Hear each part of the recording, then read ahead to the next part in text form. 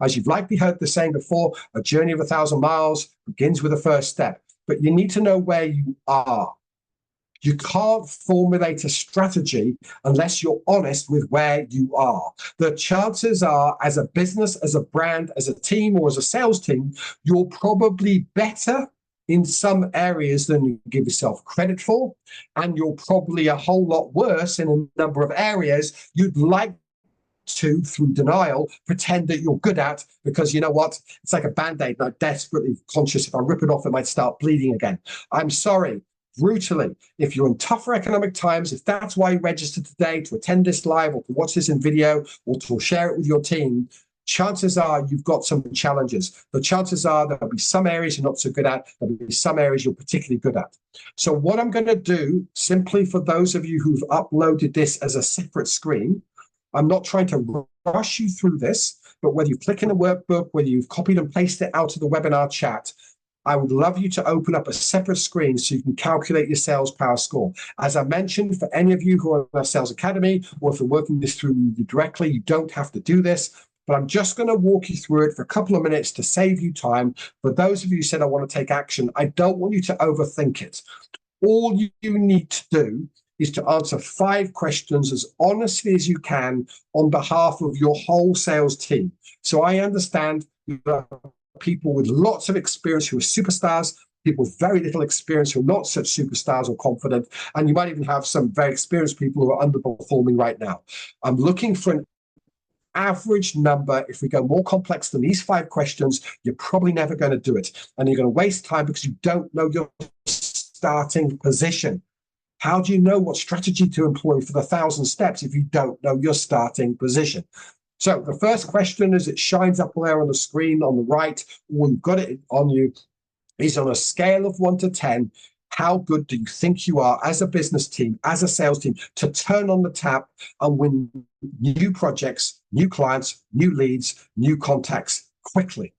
10 is, if I said to you, I want you to double turn it over the next 6 months, and it's all going to come from new business, you'd look me in the eye and say, not a problem, away I go.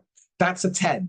1 is, we don't know who to call, we haven't got the process, we're not confident, we don't have ownership, we don't have the right culture, we don't take self-responsibility, we don't have much experience of prospecting or business development. So that's a 1. You see what a 10 is, put in your number now and drop down. Question number 2, account management. So as I mentioned before, the fundamental of account management is, have you ranked your customers A, B, C, and D? Next up, have you built a call cycle according to spending the right amount of time with the A's or the B's or the C's, and hopefully no time with the D's? Number 3, have you got an account management strategy for all of your A customers, including a turnover goal for the next 12 months? Do you know what you're going to cross-sell and upsell them to? Once you've done your A's, have you done it with your B's? So if you've done everything I've described to you for all of your A's, all of your B's, you've got a lesser degree of account management for your C's, and it's being implemented, as I said, 44% of account managers we researched a couple of years ago said we implement with discipline what we know to be the right ranking system. That's under half, and they're full-time account managers. That's very scary, I must say. If you've implemented all of what I've described, then you're probably 9 or 10 out of 10. If you've done half of it, you're probably 5 or 6 out of 10.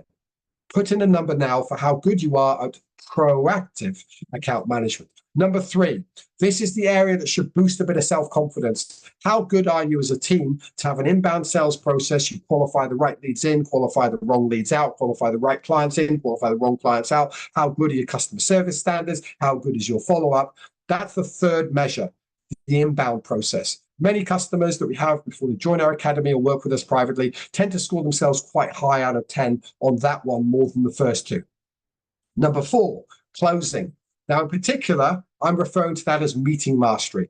How good are you at controlling conversations on the whole, on average, as a sales team? So whether you have meetings face-to-face or on webcam or by phone, if it's a booked meeting, do you have clear objectives? Do you control conversations? Do you lead them with questions? Do you pitch your value proposition? It nails it. You handle objections. You close easily. Or are you a bit hot and cold, a bit hit and miss? I imagine there's quite a variety of skills around closing across your sales team, but what's the average score? 10 is we close 100% of deals. 1 is we never close. So where are you right now? And then finally, and I'm so sorry to put you under this undue pressure, however, for those of you who said you're business owners or sales managers on the session right now, how good is the culture of accountability? I.e., how good is your sales management? Because that one directly impacts the day-to-day behaviors, ownership, and accountability across every member of your sales team. If you can't get that accountability thing right, then that's the thing that needs to be fixed first, not to say the others don't need to be fixed. So just give yourself 10 more seconds to complete it if you haven't already.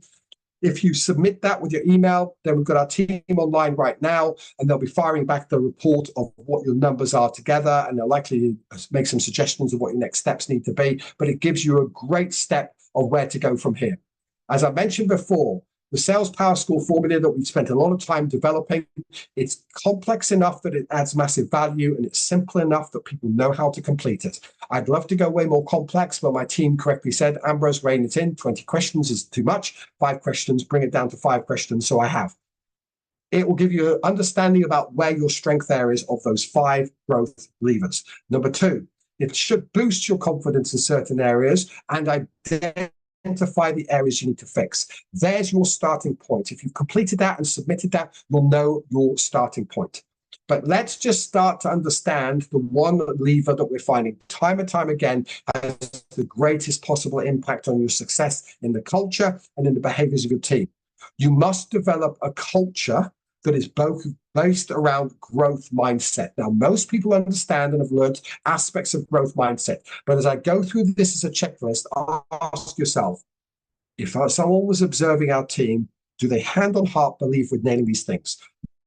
Number 1, do you challenge your sales team, if you're the leader, to hold them accountable for the quality, the quantity, or the consistency of their behaviors?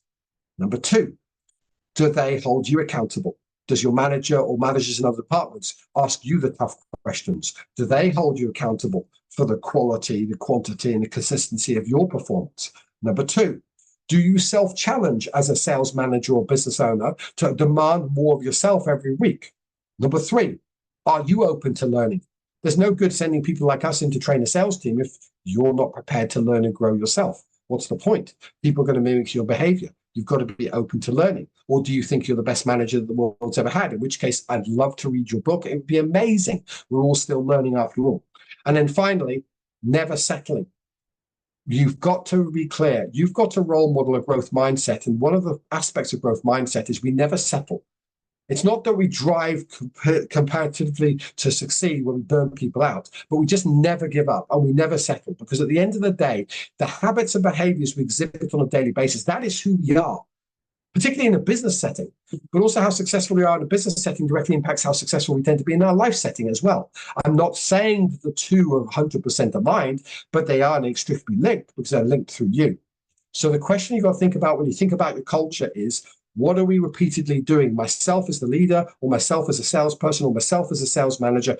What am I role modeling? Because that is who we are.